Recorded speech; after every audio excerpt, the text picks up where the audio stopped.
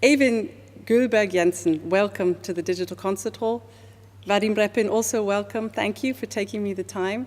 The names are the most difficult part of my interview to pronounce them properly. So say the last. Just say say the next. Goodbye, Dulin. Oh, goodbye, Dulin. Yeah, we'll get on to that in a minute. Right. Yeah. Welcome, both of you. It's your premiere today, this week, with the Berlin Philharmonic. Well, how do you feel?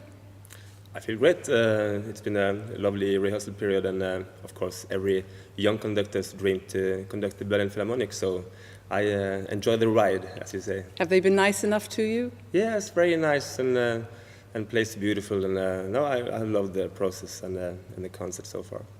We'll get back to the choice of program in a minute. Of course, playing with an old professional, you're not so old, but you've been with us a few times. I remember your premiere with us at the Waldbühne. He started quite big. You started in front of 20,000 people. You know, that was enough. That's quite a way to do a Berlin film premiere. You've played with a few times since then. Right. Well, each time it is really a highlight of a season or a couple sometimes, and to have such an amazing organism. It's not an orchestra, I would say. It's like an organism that is behind you and with you, and where you definitely can make a dialogue with just about every member of the orchestra. So I feel ecstatically happy. That's good. We like ecstatically happy. You've just played, here we go, with the names again. Sofia Gubaidulina, is that right? Right. Uh-huh. Yes. We've just played her offertorium for solo violin and orchestra. You play all over the world. I think I read on your website until Christmas you're playing the big names in the violin repertoire, Saint-Saëns and Mendelssohn and Glazunov. And to prepare for this piece, though, it's the most incredibly difficult sounding piece. It's just your cadenzas are just breathtaking. Is it a piece you've played often, and do you go about preparing it in a different way? Well, yes, I played this piece for quite a few times, and with different, also great musicians, colleagues. I must say, this piece is more of a symphony. It's not really a concerto for violin. It's such a infusion for everybody, and you need a real virtuoso orchestra to make it sound interesting and take your breath away in many ways. Yes, and it's very logical. It's extremely profound, and it is. It's very religious. The piece she wrote that always. Was my next, that was your next thought. Yeah, I think it's extremely meaningful in religious sense as well. Are you a religious person? Does it? Yes, I am. Yes. And does that obviously helps in the interpretation? She wrote I think practically all of her stuff was very religious based, liturgical chants, and the piece starts off with a quote from Bach's musical offering. Right. Well, the offering is the same theme in a way, presented in many different ways. But Jensen told me very interesting some facts I didn't know before. I only could guess and hear this, but about the sacrifice in notes, in music, and that was really interesting. Yeah. I say you live, you learn. Yeah, she's playing with words in a way, because, as you say, it's a quotation from Bach, and later from Anton Weber, who used the same theme in the 30s. So she's kind of worshipping her two favorite composers in this unified way. And playing with the words, I mean, musikalisches Opfer, which actually is eine Aufforderung. But she's invitation, yes. But she's playing with it that it's not only invitation, but it's also a musical sacrifice. So, and which is a double meaning. And what is she sacrificing? She's sacrificing the first note of each. Last as well. Yes, she's eating it up from both sides. So it's starting zam pam ti da dam da di da, and then next time. Pa-di-da-pa, and next time, pa-di-pa-di-di, and then it's eating up, and in the end, it's only the di-da-da-da-da-da-da-da, one note left, which is then di-da-da-da, that is the eaten up to the bone. It's only one note left from the whole theme, and then it's opening a new world again in different parts. Ah, did he just tell you that this week? Is that a new discovery for you? Well, some of think it that's I knew, but fascinating. some of the things Yeah. like the first time, right? It's extremely, as I said, logical. And she is such a composer, I think, in the world. This is what I really respect and like very much, that she is not only writing music, but she creates a architecture of the piece, which is sometimes unusual lately. I didn't met this kind of intellectual, logical development in the violin concertos. Yeah. She wrote it actually for Gidon Kremer. That was her chosen. You were probably too young. You were just about starting competitions when it was. I think. Yes, it's too small. But you've played it for her, no doubt. Yes, we did a couple of times. Yes, I remember in Portugal. It was once, maybe 10 years ago, already. And Well, of course, you get more nervous when you see the author. Of course. And she's the one that actually knows every note of the piece. yeah, because sometimes I wonder with modern day composers whether they really know every note of the Sometimes, pieces. they get lost themselves, but, well, this is... But this, I have to say, this piece is so well orchestrated. I mean, I thought first when I saw the score, and I was thinking, oh, how would I be able to grasp all this in a rehearsal to hear if? But you hear immediately if something missing. It's so even the most you hear everything texture is sticking Dangerous out. for us if It's we miss an entry. extremely, in a way, it's extremely transparent, even though it sometimes is very burlesque and huge. So orchestration, it's very fascinating. It's such a good craftsmanship, handwork for instrumentation. And so. Is there any truth in this story that actually someone smuggled the score out of the Soviet Union in those days to get it over to Gidon Kremer, who was already a persona non grata because he'd left? Is there any truth in this story? Well, there are many stories that started this way. People, music, literature.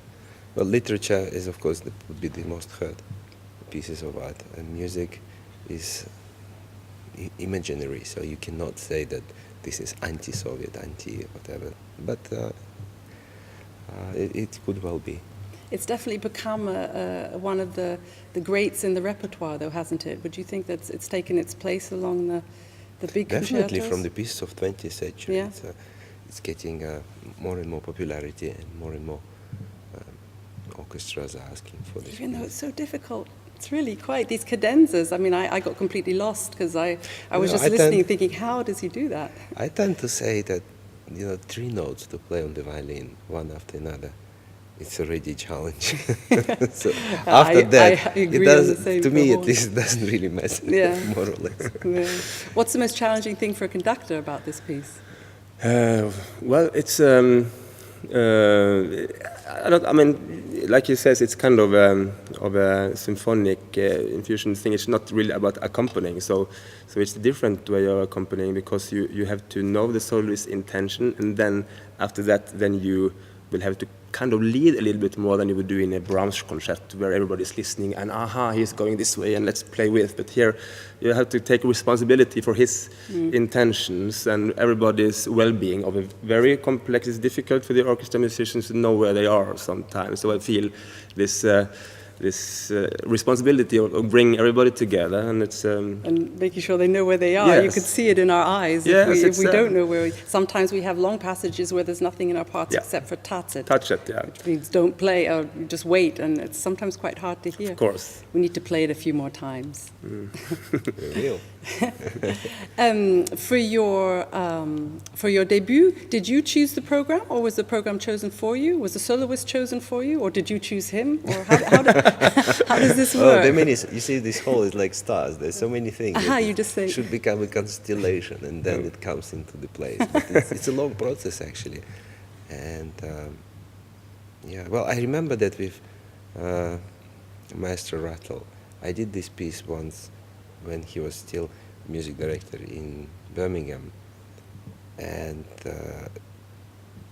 I think that when he was planning the whole season of the orchestra, I think he had an idea to have this piece programmed, because he very much likes this. And I think that was probably the very initial, the very first kind of noise kind of idea to come alive.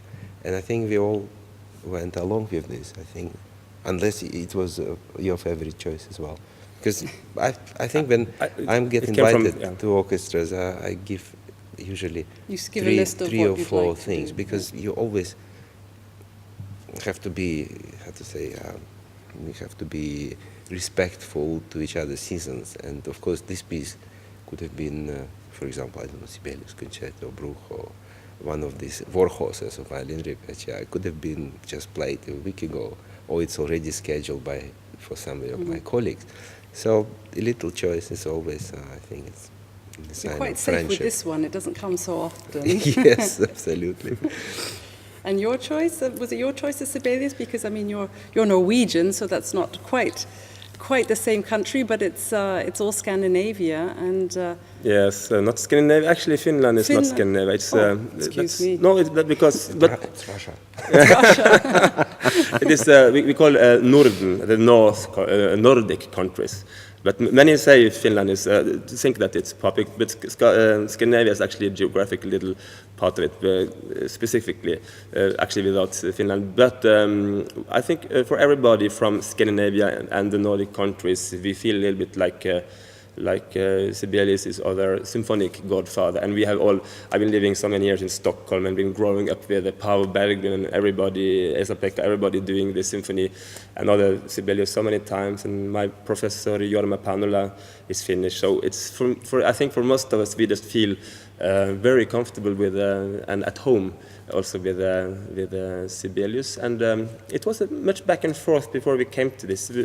Maestro Rettel has been doing a complete Sibelius cyclist.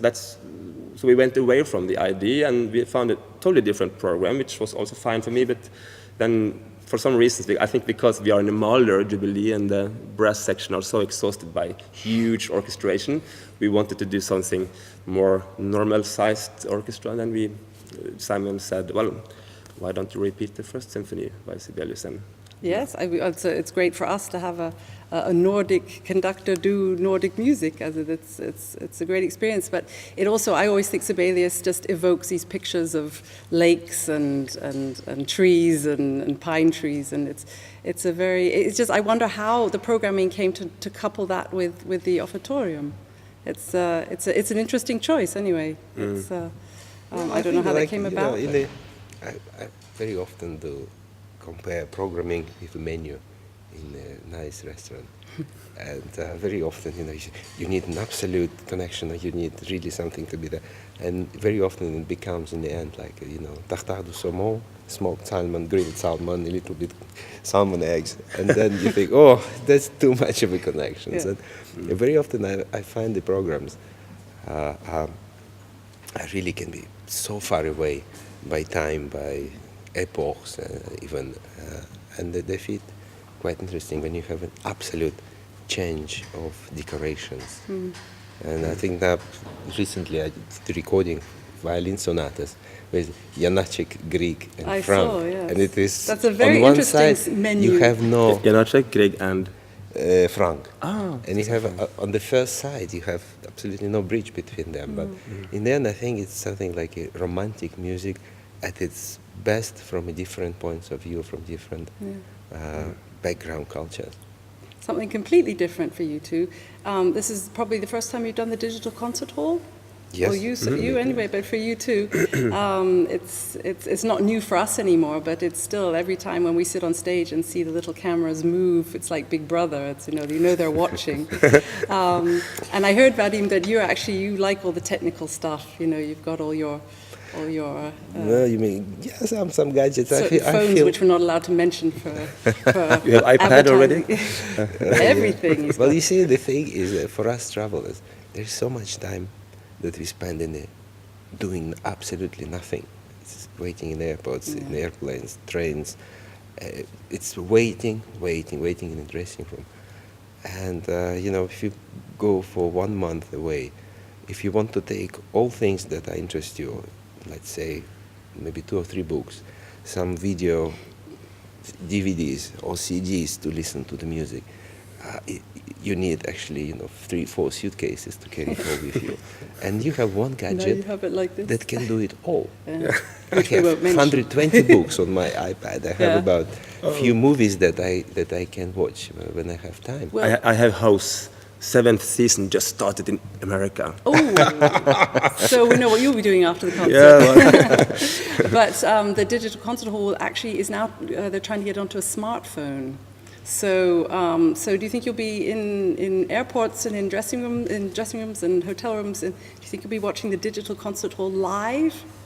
Well, on if your if phones? you are right now in Lufthansa, I think is managing this Wi-Fi service on the long haul flights. I Yeah. think that's going to be possible. That's good. You can sit and watch your concerts that you've done here, and you can sit I and watch probably them on won't your watch iPad. mine, but Oh. there's plenty of interesting.